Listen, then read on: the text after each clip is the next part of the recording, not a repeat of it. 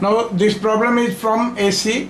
At time t is equal to 0, terminal A of the circuit shown in the figure is connected to B by a key and alternating current I.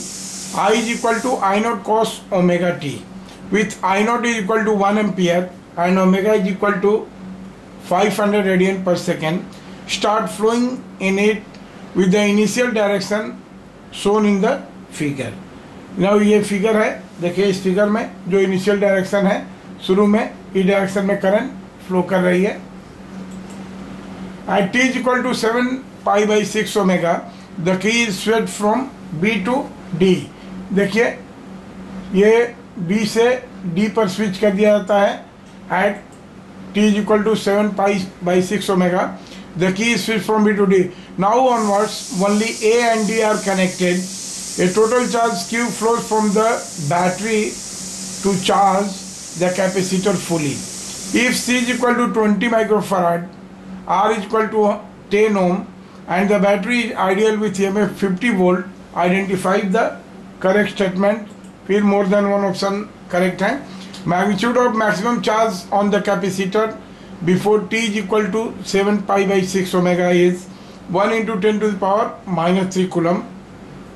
The current in the left part of the circuit just before t is equal to 7 pi by 6 omega is clockwise. C. Immediately after A is connected to D, the current in resistance is 10 ampere, and D, Q is equal to 2 into 10 to the power minus 3 coulomb. Let us solve this problem. Now in this problem, initially at t is equal to 0. Now this part of switch is switched to point B. So this is the left part in the circuit.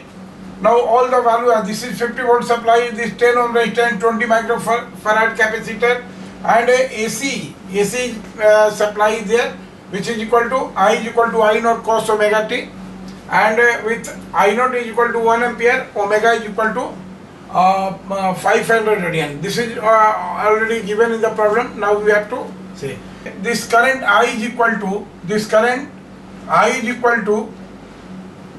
I naught cos omega t. Now this is the current supply. हम जानते हैं कि AC circuit containing capacitance, उसमें voltage क्या होता है? It is lagging the current by pi by 2. So what will B equation for voltage? This V will be equal to V naught cos, now this will be omega t minus pi by 2, right? With V naught क्या हो जाएगा? I naught into XC. This will be equal to I naught into XC. इसको हम लोग करें XC, total capacitive reactance. So this will be equal to I naught. I naught का value कितना है? ये करना simply, this is I naught और XC क्या होगा? 1 by omega C. So this will be the case. So we have V naught is equal to I naught. I naught का value दिया हुआ है 1 ampere. This is 1 divided by 500. Omega का value है, and this is 2 into 10 to the power minus 6 microfarad है. Sorry C का value है 2 into 20 microfarad, right? So this will B 20 microfarad, right? अब यहाँ से देखिए 5 2 जा 10, 4 10 to the power 4 हो जाएगा, और यहाँ से क्या 10 to the power 6, तो 1 by 10 to the power minus 2. So this will be equal to 100 volt, right? So this will be the value of V naught is equal to 100 volt. So what is the V naught? V naught, this is the maximum voltage is 100 volt. So what will be Q naught? Maximum Q naught. This will be CV naught, right? C is 20 into 10 to the power minus 6, right? And V is 100 volt. So this come to be 2 into 10 to the power minus 3. देखिए 2 into 10 to the power 3 और coulomb, right? और इसके साथ क्या हो जाएगा? और इस तरह से हमारा जो ये है option D will be correct.